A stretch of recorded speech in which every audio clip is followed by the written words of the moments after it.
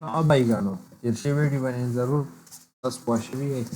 تاسو به دغه انسټال کړی زیمپ یا ویمپ او وارډپریس فایل ټیک ده دا به تاسو انسټال کړي نو نن به تاسو انسټال کړي او بیا موږ کوو څنګه دې کې به خپل سیسټم کې به څنګه انسټالو بیا ټیک ده زه به راشم ډاونلوډس ته ډاونلوډس کې د ما د وارډپریس فایل دا دی دا په خپله ډاونلوډ شوی دی مطلب ډاونلوډ کړی دی او دا ویم سرور دی ما دلته ویم ډاونلوډ کړی ښه زه په خپله پرسنلي ویم یوز کوم تاسو زیمپ ویم دواړه یوز کولی شئ نو زه به څه کوم وارډپریس فایل او ویم زه به فرسټ ویم پې انسټال کوم نو ویم به څنګه انسټال یې ګوره ته ډبل پې کلیک کې کلیک دې کو دا به کروم نه څنګه ډاونلوډ کړې دا تاسو ته ما پرون طریقه کار ښودی اوس پې دلته څنګه انسټال یې بس یس باندې به کلیک کې داسې به ته راشي سلیکټ سیټ اپ لینګویج بس اوکې انګلیش ټیک دی دلته بیا څه وایي آی ایکسپټ د اګریمنټ دا به کلیک کې او نیکسټ بیا به نیکسټ بیا یې دلته وکړه دلته دا څه وایي په سی کې ښه په سی کې دننه بس نیکسټ سی کې ښه ده دلته داسې پاره کې ښودی شي خو لکه دلته په خپله کوم ډیفالټ راغستی هغه ټیک ده یا دا څه وایي ایټ لیسټ دونه ځای 385.2 MB دونه ځای ستاسو په کار دی ښه که په سی کې او که په ډي کې یا ستاسو خوښه ده چې په کوم ځای کې بس دونه ځای دی نه بس نیکسټ بس ما څه وایي د فولډر دا فولډر الریډي ایکزسټ دی که نه نو ما سره مطلب شته څنګه شته ګوره دلته ښیم یې دا دی ګوره ته سی ته درالم زما دلته دی ویم 64 باندې مې فولډر الریډي مې انسټال کړی تاسو صرف طریقه ښیم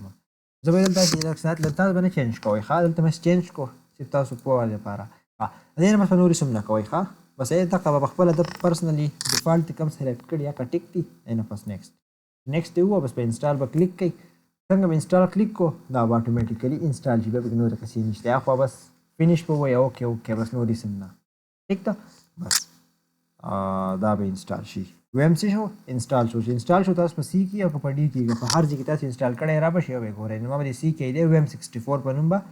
یو فولډر انسټال شي بس دا انسټال شو دې ته دننه دا ټولې قصې دي پکې دا بیا ګورو کانې به دې کې بیا څه کوو ویم 64 څه شو ډاونلوډ شو زموږ سره ویم سرور دا چې ډاونلوډ شو دی نه بس څه کېدا دی په خپله ډاونلوډ شوی دلته ډیسکټاپ ته بدلم دغه راشي په ډیسکټاپ نه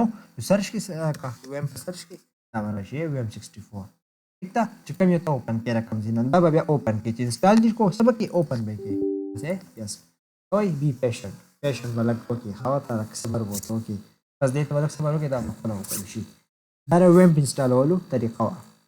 بس زیم څنګه انسټالیږي زیم بیا وروسته خبره ده بس وایي ال سروسز رنینګ اوکې دا زموږ سره څه شو رن شو څنګه به پته لګي چې دا رنینګ دی بس هېڅ پته یې نه لګي دا خو لاړو د دې ځای نه دا دی لاندې به دې سایډ ته راشي دا دا ډبلیو چې کله صحیح ګرین وي چې کله ګرین وي صحیح دا زموږ سره رن شوی چې زه اوس ویم سټاپ ال سروسز ګوره اوس په یلو شي یا به ریډ شي ګوره ښه بس به ریډ شي لږ ساعت پس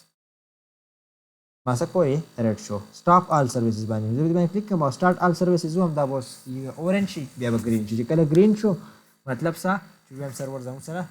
لګېدلی دی څنګه تاسو بیا به څنګه چک کوئ انکیز د دې ځای نه چک کوئ دلته به راشي دلته به سرچ کوم لوکل هوسټ څه شي لوکل هوسټ چې مې سرچ کوم بس دا دی د ویم سرور زموږ سره راغلی دی چا سره زیم پې دلته لوکل هوسټ سرچ کوئ چې دلته راشي زیم پورته راشي ما سره ویم ته نو بس دا راغی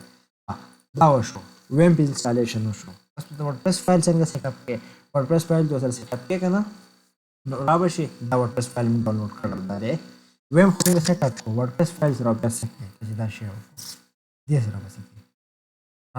دا ویډیو خیر اوږدېږي دا به بله ویډیو کې درته وکړم چې وردپریس فایل به څنګه سیټ اپ کړو ویم انسټالیشن پوه شوئ چې ویم په څنګه انسټال او بیا به ورسره څه کړئ او کوم ځای نه به اکسس کړئ نو اکسس کړئ به یې د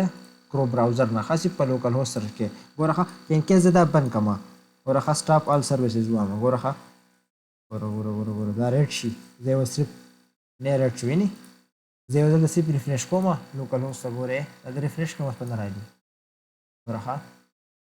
یعنې څه وایي د سایټ کانټ بي ریچ ولې ځکه چې هلته لوکل هوسټ بند دی